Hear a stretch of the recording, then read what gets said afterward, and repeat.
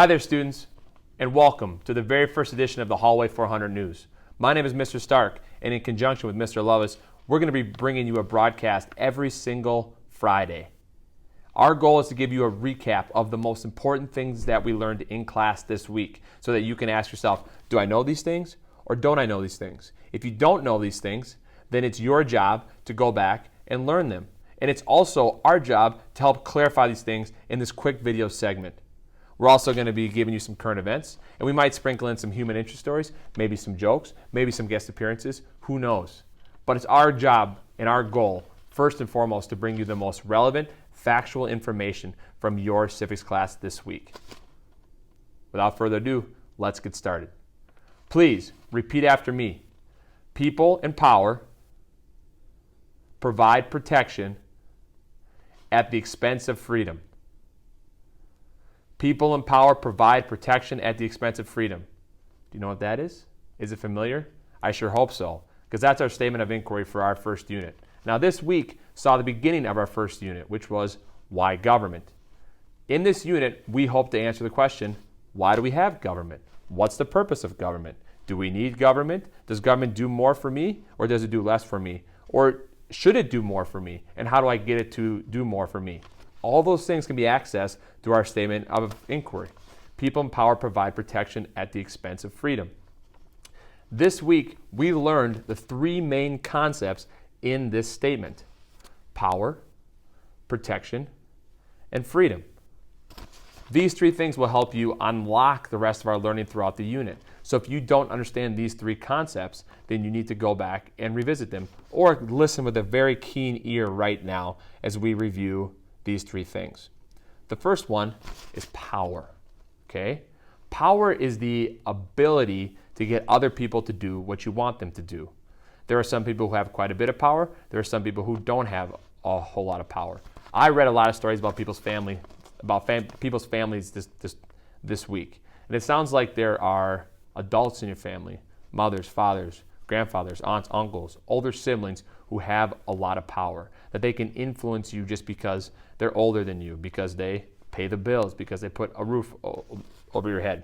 Mr. Lovis and I have some power over you. Some of the ways that we can show our influence is by calling home when you're not turning stuff in, marking stuff as missing. That's a little nudge for you to get it turned in. Okay? There is a very large system that we've been talking about that has power, and it'll be the center of our conversation. And this system is the government.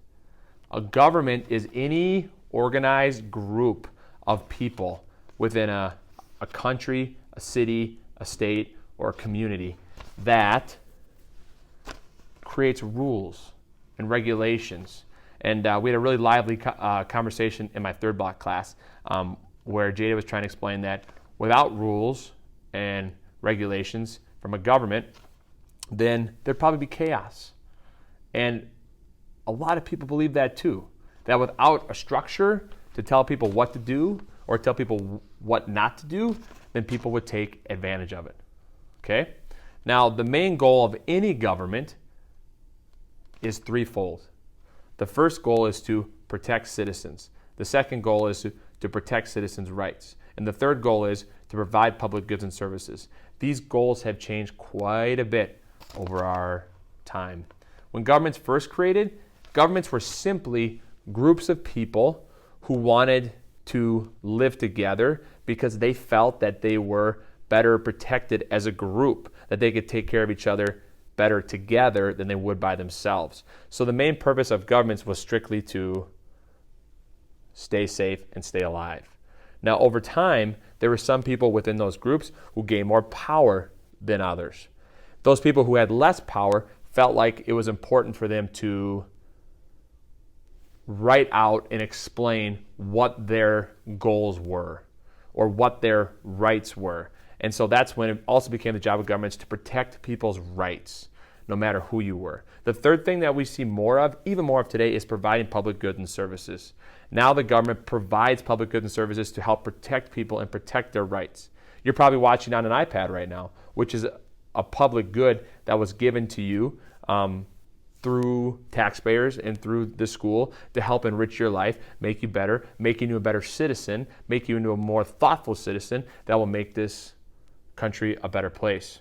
Now, our governments carry out these three goals through two different tools. The first one is protection, and the second one is freedom.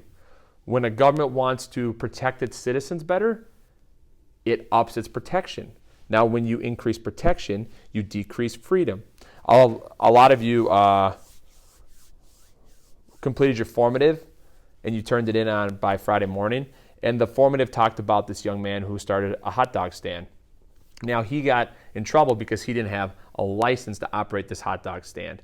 It's the job of the government to license people who sell food to other people to make sure that these people who are selling food that's safe, that are operating in a safe manner so people don't get sick, okay? But that also infringes on people's rights, because if you wanted to go start a restaurant, there's a lot of things that you would have to do in order to start that restaurant. But the government also provides opportunities for people to get licenses, like the young man with the hot dog stand, so that he can sell and do what he wants. So the government's in the business of two things: providing protection and providing freedom. We've talked about this quite a bit this week, but right now, the government's heavy in the business of providing protection because of this invisible threat, the COVID-19 virus. And so their job is to try and protect citizens by limiting your freedoms to move, to come to school, to see your friends, to go out and do things that you would like to do normally. Now, next week, we're going to be taking an in-depth look at the American systems of government and seeing how those things carry out protection and freedom.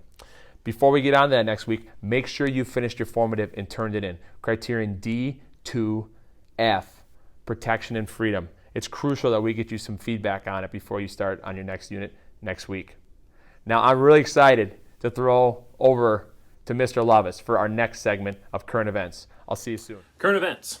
President-elect Joe Biden and Vice President-elect Kamala Harris appear to have won the electoral votes needed to become the next president and vice president of the United States.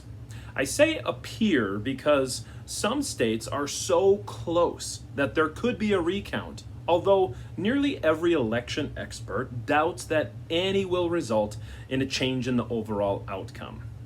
President Trump's campaign team is also trying to find evidence of election irregularities. That might change the results of the state that they need to win the election. But the rules for presidential elections require that the certification to be a long process in order to get it right. So stay patient. Our system is designed to be slow, but it's also designed to get it right.